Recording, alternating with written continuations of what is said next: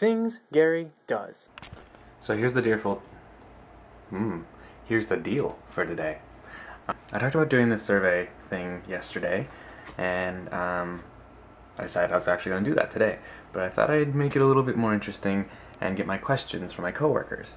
So I had Locke, Vic, Anna, and Nathan all come up with a question and film themselves asking this question, and then I will answer it. I don't know what they asked. I haven't looked at the videos yet, so you will see me as I am listening to the question in case one of them says something weird, which is a pretty high probability that's going to happen. So should be a little bit of fun at least, and hopefully I don't have to reveal anything too strange. But yeah, let's get started then. Alright, we will start with Anna. Hey Gary, it's Anna in the creepy basement. My question to you is, if you woke up tomorrow morning and you were embedded in a video game, something you've played before, and you had to live in that world for the rest of your life, what game would you want to be in? Right? Have fun. Ooh. That's a pretty good one. I mean, it's kind of a hard question to answer, sort of, because it's hard to answer that, because it's like, most video game worlds aren't really nice places to be, really, because the vast majority of them are like, the world is falling apart, and you know, it's cool when you're playing the game and you're like the superhero guy doing everything, but for everybody else in the world, and I'd assume that I'd be myself, it would pretty much suck. So, giving some thought, I've decided that I would inhabit and live the rest of my life, if I had to, in the Mass Effect universe. And I've talked to this about to people before, but it's got everything that I could possibly want from my life, which is spaceships, and mostly just that. It has an interesting world, and like the main, like even the person you play is a relatively regular Joe kind of person, and so the world feels very accessible for a regular person to have an exciting life and at least have a spaceship. So that is my decision. Mass Effect universe, but probably the first two, because the third one is when all the aliens are killing everybody and most people are dead, so probably the world of the first two games would be a little more preferable. Next up, we have Nathan.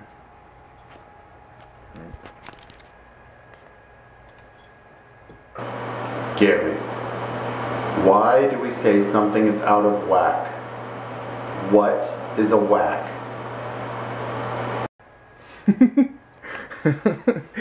What is a whack?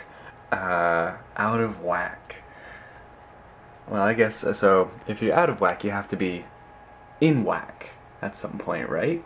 So, if you're in whack, and out of whack people see it means like, you know, something's messed up, something's out of the ordinary, so when you're in whack, but then, like, the Italian mob bosses always say that you gotta whack somebody. So whacking would be killing somebody. So if you're out of whack, you're out of killing? I don't think these two things are actually related. And then you have, like, the people that say, like, man, you whack, you know? So if you're whack, you're crazy. So if you are a whack, you're crazy. If you're whacking, you're killing somebody. And if it's out of whack, it's all messed up. So messed up and crazy sound similar. So out of whack is out of the crazy. Yes, okay, let's go with that. So out of whack means whatever you're doing has come out of the crazy. So like, I don't know what I think you get what I mean. So like, what if something's out of whack? It's coming from that crazy place that doesn't make any sense because it's whack. So this mouse is out of whack because it doesn't have a roller bar, but it's actually just from the present time and not 1998.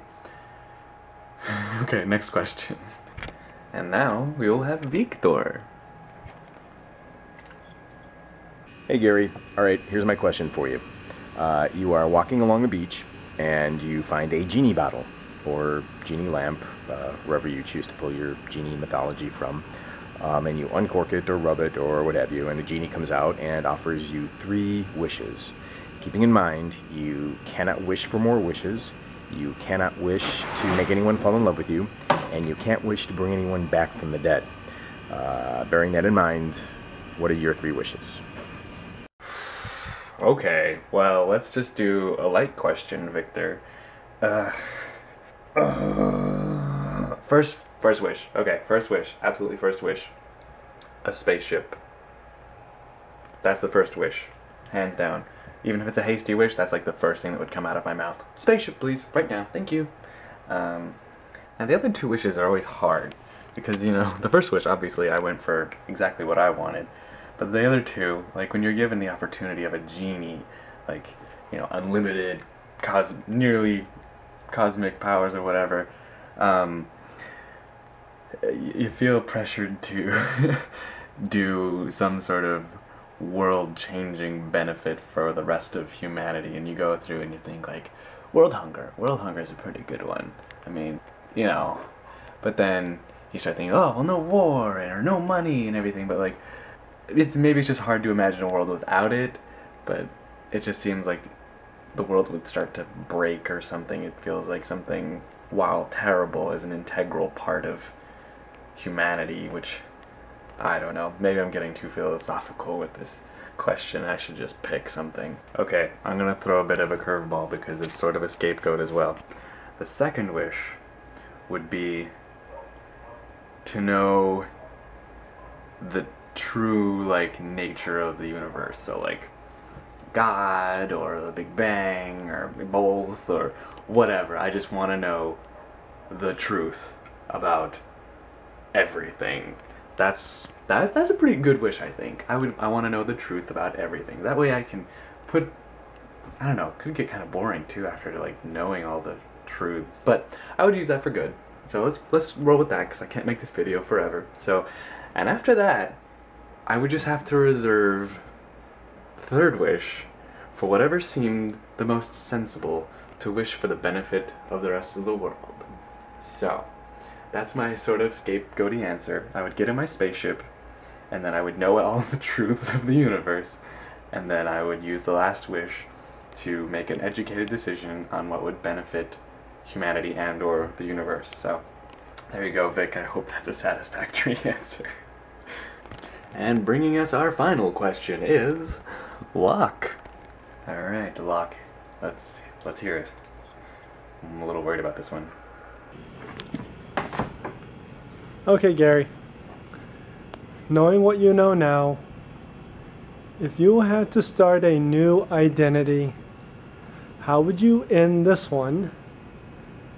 And what would your new life be like? Give me the details. That's it. Ooh, okay. Okay. Kind of fun. I'm assuming that I need to change my identity for, like, nobody can find me reasons. So, honestly, like, I feel like trying to fake your death is like murder. And majority of the time, any sort of murder leaves any sort of mess. Any sort of death, really. And so I don't think I would even bother orchestrating my death in any way, because I'm sure I'd mess up somewhere, leave fingerprints in some weird way. And so I think if I was going to do that, I would wait until, like, the weekend and, you know, maybe tell somebody I was going out somewhere. And then when that happened, I would want to get out of the country. That would be something. If I really wanted to disappear, I'd want to get out of the country to some place. I'd probably go to Peru, because I've always wanted to go. Well, now my plan's busted. But I would want to go to Peru and go to Machu Picchu, because that's just where I'd want to go. And I'd probably leave from there to somewhere else. Maybe go to Brazil or something like that. Somewhere that's, like, far enough away and sort of strange enough that I could hide reasonably well, but also civilized enough, because, you know, roughing it in the woods is romantic and everything, but not not for me, really. Yeah, I would just totally straight up disappear, because those are the hardest cases, I think, to follow, is when someone just vanishes and nobody hears from them. Getting out would be the hard part. I mean, if I could fake an identity or something like that, or maybe just pay cash to get on a train or something just out of the country or something, that's definitely the hang-up part, is getting out. Ugh, where would I go in the country? I'd like to go, because I'd like to go just to Utah, but that's kind of an obvious place to go look for me, which might be decent. Just go hide somewhere in central Utah.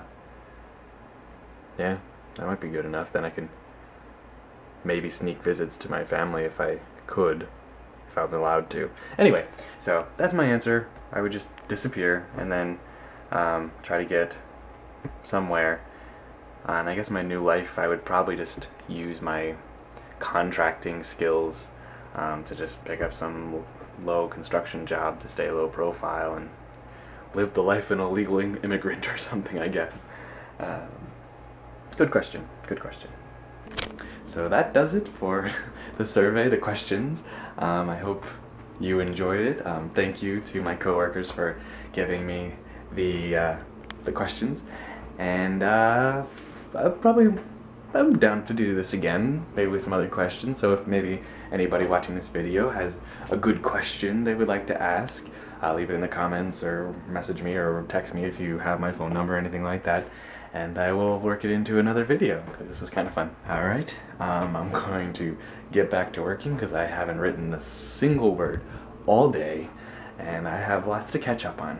So, I hope you have a fantastic weekend, or I guess at least Friday night, or maybe Saturday morning is probably when you'll see this, and I will talk to you later. Things done.